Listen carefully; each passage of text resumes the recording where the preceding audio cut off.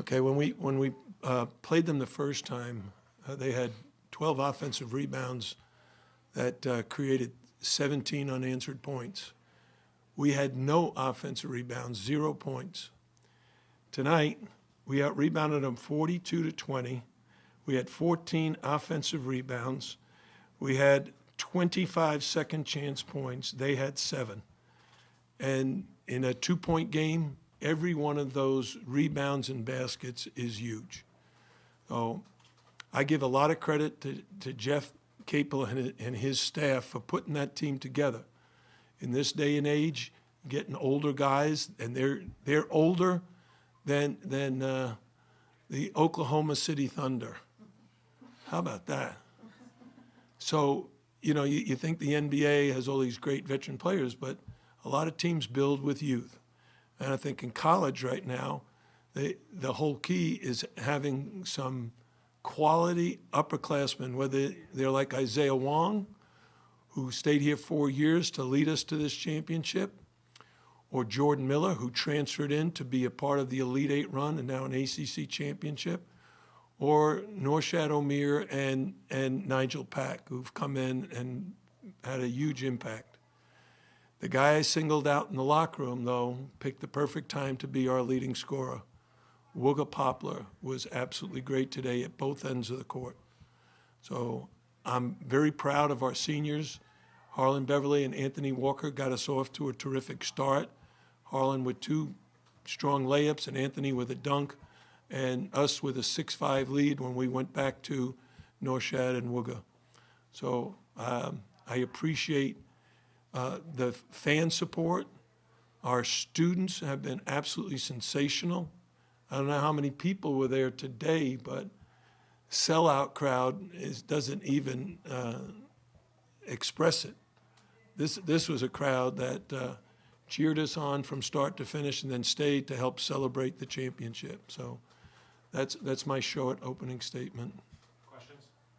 Jim, can you just put in perspective what checking this box means for you guys as you now move on to the Yeah, what I told our players, and I believe this is true, the regular season is a marathon.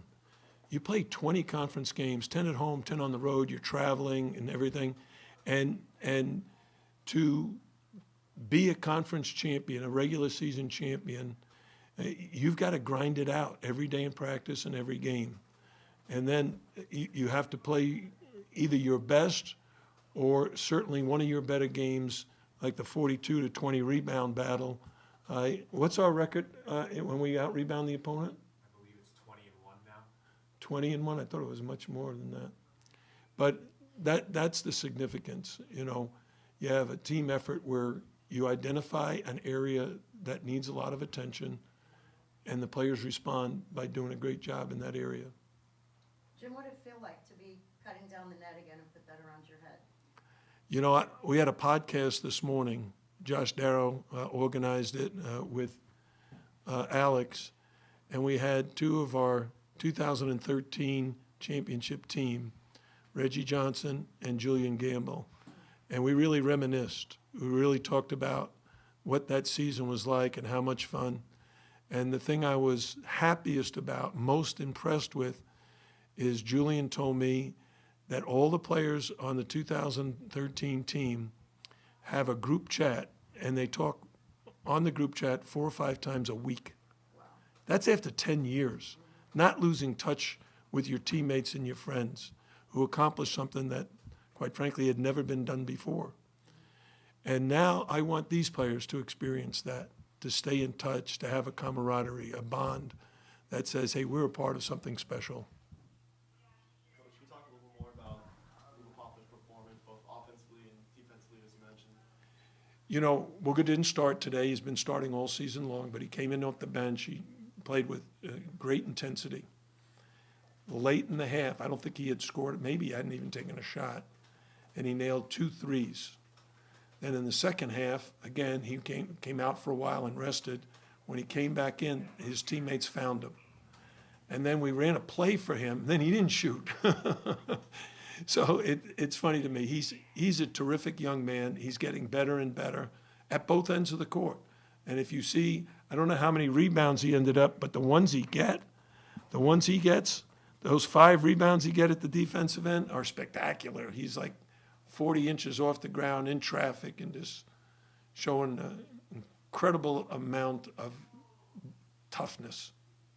Hey, Jim, what goes through your mind with that last shot from Pitt's going up, and it feels like it's in the air forever? Like, is your mind blank? Are you, what's sort of going through your head at that point?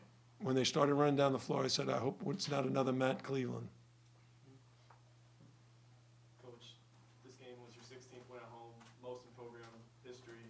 Just how has this crowd elevated your team all season long? Yeah, before the season ever started, we invited groups to come to our practice and share a meal with the players.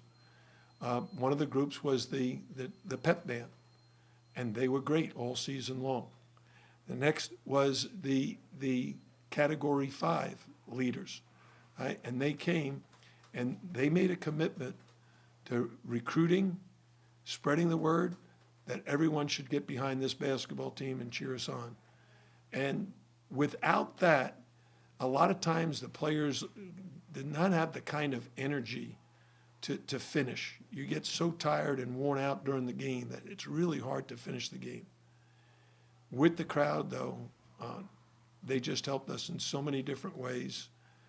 And I had someone say to me not too long ago, hey, this environment is as good as there is in the ACC, as good as Cameron Indoor Stadium.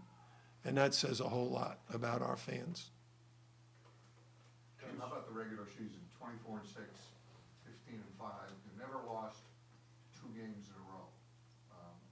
Just reflect back, now you start a whole new season, March Madness. Yeah, this is a new season, as you said. It's as the regular season's a marathon, the tournaments, ACC and NCAA, are sprints. You got to beat the opponent and move on. Win and advance, lose and go home. So you got to be ready for everybody. We play Thursday at noon. Can be no excuses. You can't, it was early in the day or anything like that. And I think our players will. Somebody asked me yesterday, when did I think we could be really good? I said, it amazed me the chemistry and the bond these guys had from day one during the summer.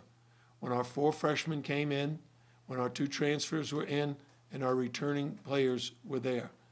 And to watch them in workouts, get along so well with each other, play really good basketball.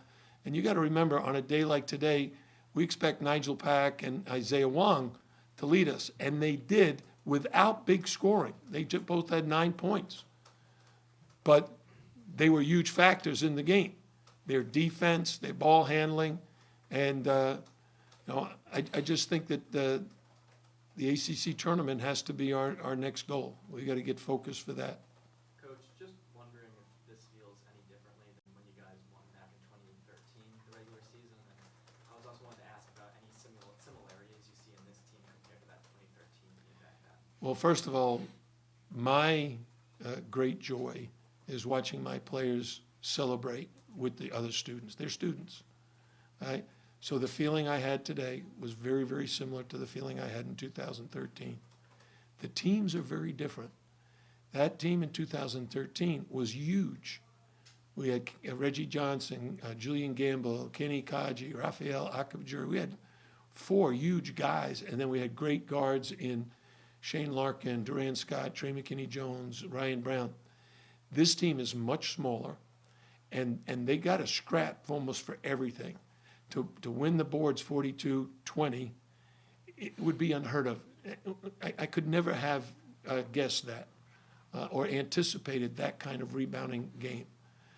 So last year we played small ball. This year we're playing smaller ball. Norshad Omier, who ended up with 15 points and 13 rebounds, I don't think Sam Wardenberg had 13 rebounds in any game last year. Norshad does it on a regular. I think Charlie Moore had a great season last year. I think Nigel has really filled his role extremely well. Coach, you say they're not similar, but they are both teams that had a lot of veteran leadership and also a lot of transfers that came in, and the camaraderie. I remember that team. There was a lot of camaraderie and a lot of fun on that team. Is that part similar to you, this group and that? Oh, group? yeah. I think, as I mentioned earlier, what Pittsburgh did is they built with transfers and upperclassmen and older guys. I think, although we're not certainly the oldest team in the league, if you look at our veterans, Isaiah Wong and Jordan Miller, they were in the Elite Eight last year, right? They come back with a tremendous amount of confidence, and they share that confidence with their teammates. Nigel comes in, Norshad comes in, and they immediately click with those two guys.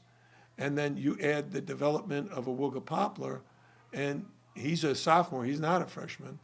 We have a good balance of upperclassmen who have been here a while, and transfers and new guys who have come in and accepted their roles and execute very well. Couple more for Coach Al. Jim, this game's been around obviously a long time. And The game? The game. And Naismith, you mean? yes, Oh, okay. you're only the 14th coach to win 250 at two different schools, two different four-year schools. When you hear, How many guys? you're the 14th I'm one of 14? to win 250 at two different schools. Okay. Does, when you hear the longevity type accomplishments, do they mean anything? I mean, I know they pale to, compared to tonight, but what do they mean to you? Or is there something that'll mean more to you when you're done? Honestly, and I say this sincerely, it means a lot more to my sons and my grandsons, because they follow so closely and they want us to win so badly. I take everything one game at a time, one season at a time. Whatever we accomplish that year, like right now, I'm very proud of these guys. My record or number of wins is not nearly as significant to me as you might think. My wife knows that. We talk about it. I said, like, if I had, 50 less wins? I mean, it wouldn't change what my goal was when I came into this business. And the main goal was to survive with all of the potential for not surviving. There's so many of my friends in coaching not been able to hang on as long as I have. Some of them retired, some of them were let go. For me, what I so appreciate is that the University of Miami's administration has really made us feel a part of this community, the university community and the community of Coral Gables and the city of Miami. And when you feel comfortable at a place, that's what's worth it to me, of feeling like I belong here, right? I love the weather, I love the campus. Tomorrow, if you want to join me, I'll be over at Smoothie King at about 12 to 1 o'clock. I'll have an angel food and just sit and look at the lake and the swimming pool and the Donna Shalala building, because I think this place is very special. And I just enjoy every minute of coaching here. Seems like a good note for Coach Al, and we'll have players in shortly. Thanks, everybody. Congratulations.